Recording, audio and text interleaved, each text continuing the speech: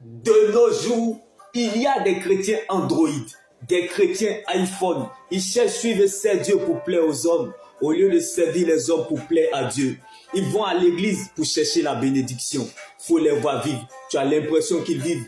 Pourtant, ce sont des morts parmi les vivants. L'emballage d'une enveloppe. Ils sont comme une voiture sans carburant. Car on ne court pas pour ce qu'on est. On court pour ce qu'on n'est pas.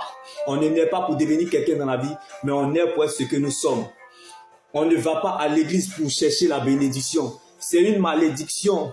Car David n'a pas traversé la vallée pour être béni, mais plutôt pour être une source de bénédiction pour le peuple d'Israël. Donc on va à l'église pour servir Dieu. C'est lorsqu'on est au sous-sol ou au rez-de-chaussée de la vie qu'on s'en rend compte de l'importance du souffle de vie que Dieu nous donne avec gratuité.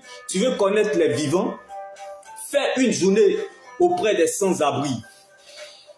Fais une nuit, bien-aimé, auprès de ceux qui jouent le temps additionnel à l'hôpital et de ceux qui sont à la fin du match au cimetière. Tu t'en rendras compte de l'importance du souffle de vie que Dieu te donne avec gratuité.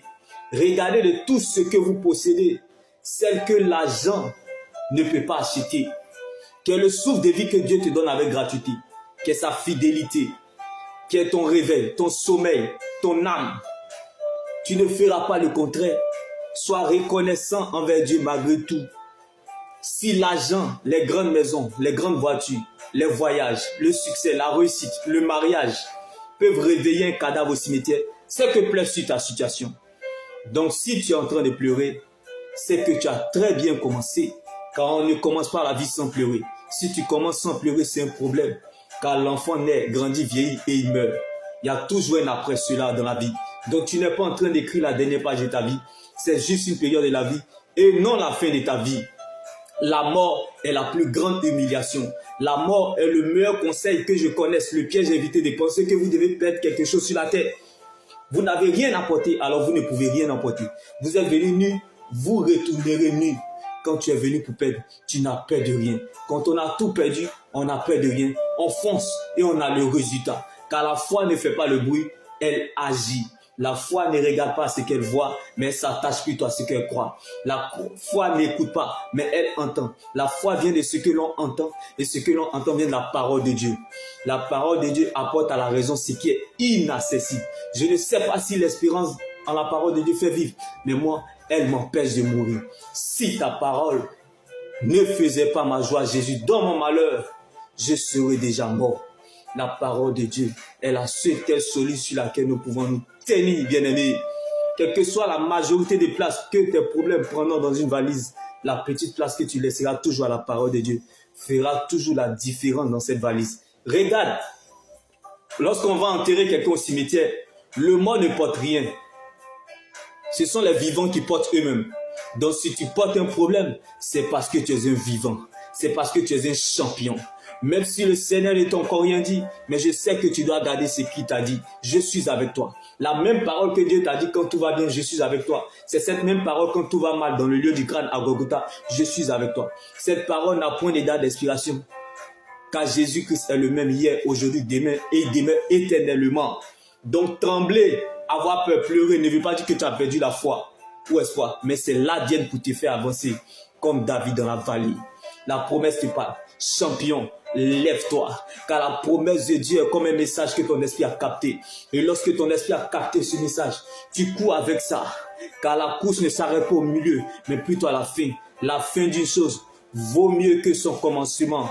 Or, la promesse que Dieu nous a faite est la vie éternelle. Donc la promesse de Dieu ne meurt pas, elle ne ment pas, elle ne pourrit pas, elle n'a point de date de péremption, elle n'a point de date d'expiration, elle n'a pas d'âge, mais elle est un destinataire.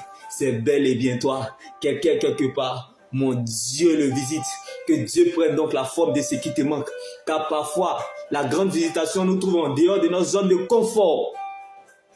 Beaucoup de personnes perdent la visitation de Dieu parce qu'ils refusent de perdre leur honneur, leur dignité, leur raison pour suivre Jésus. Bien-aimé, laisse-moi t'annoncer cette bonne nouvelle en ce jour. Il y a des gens qui ont payé le prix, qui ont tout perdu, qui ont tout laissé pour suivre Dieu. Mais laisse-moi t'annoncer cette bonne nouvelle, que lorsque Dieu reproduit le même miracle dans la vie d'une personne, il exagère dans la bénédiction.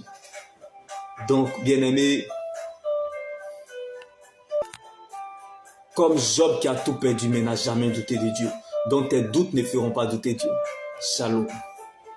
Tu es ce que tu deviendras et non ce que tu traverses. La vie est ce que nous pensons, donc tu peux perdre ce que tu as.